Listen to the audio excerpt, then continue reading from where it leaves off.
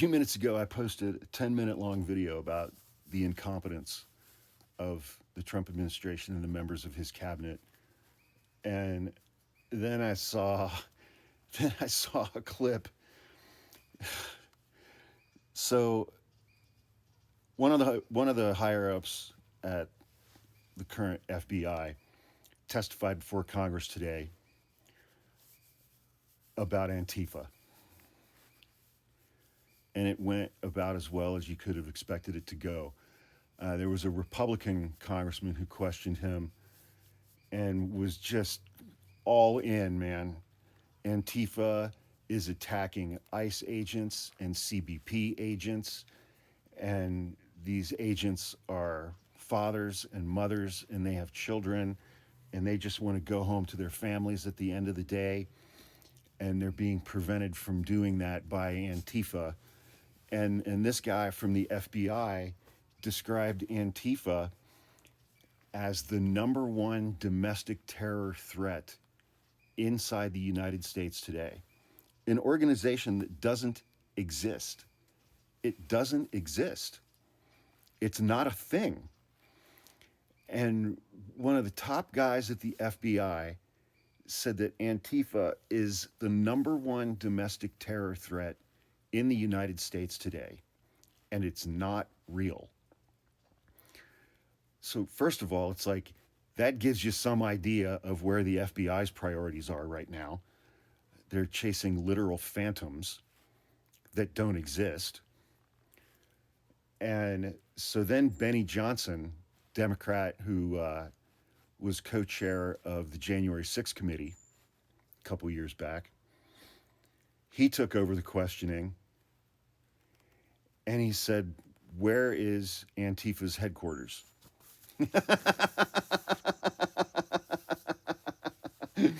Where is Antifa's headquarters?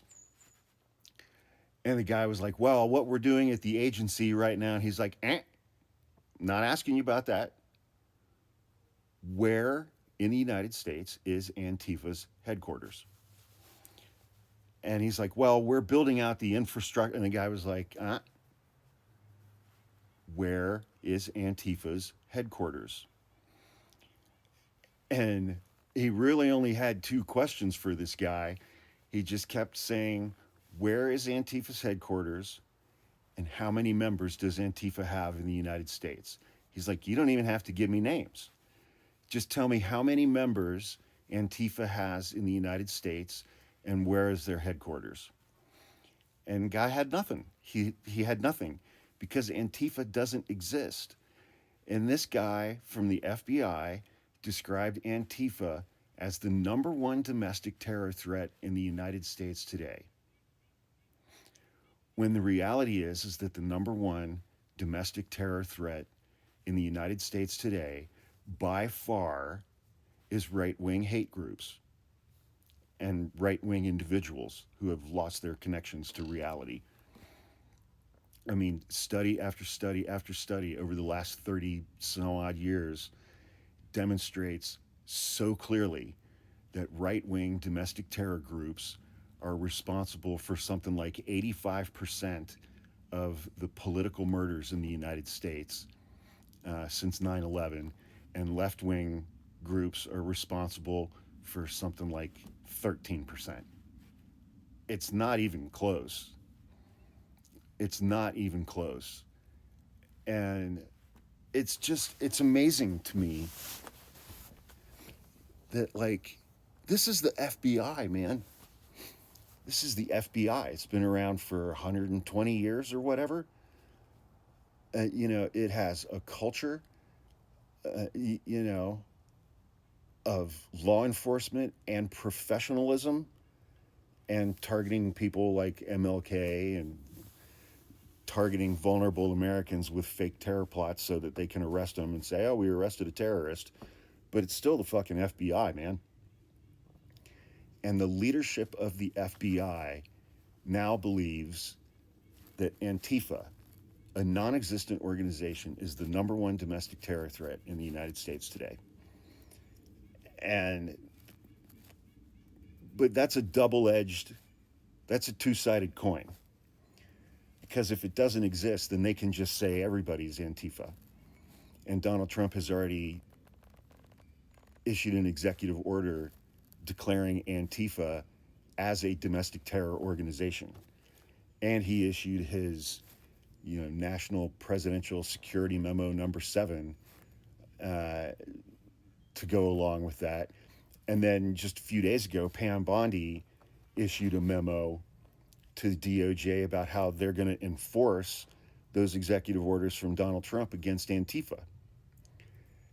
And so they're going to classify anyone who is critical of Donald Trump, anyone who is critical of Christianity, anyone who is critical of capitalism, anyone who is critical of the United States as being domestic terrorists and members of Antifa. So right off the bat, that includes the 75.5 million people who voted for Kamala Harris. All of us are now, in the eyes of the Trump administration and Pam Bondi's Department of Justice, we are now all potential domestic terrorists and members of Antifa, a non-existent organization. And first of all, it's like, even if this government wanted to surveil 75 or 80 million people within the United States of America, they don't have the personnel or the infrastructure to do 5% of that. Because again, it's like Kash Patel has completely hollowed out the FBI. Pam Bondi has completely hollowed out the DOJ. The personnel needed to do things like that simply don't exist anymore. But, the flip side is that's probably why they're setting up billion-dollar contracts with Palantir and companies like that. It's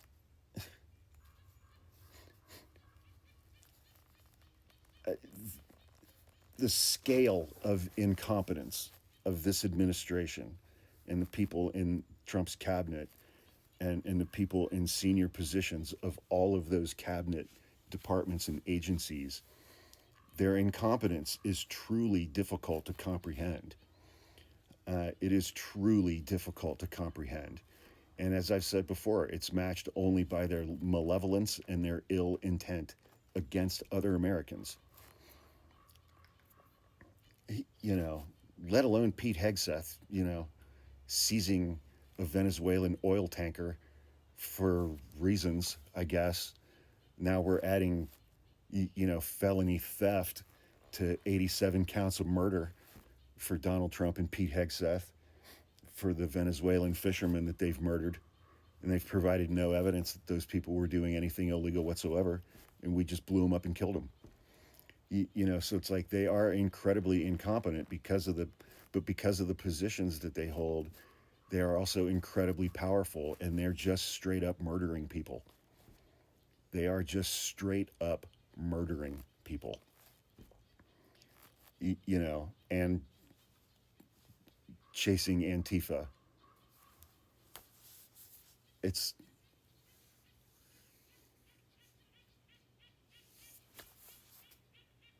the number one domestic terror threat in the United States is something that doesn't exist, according to this government. It's fucking unreal.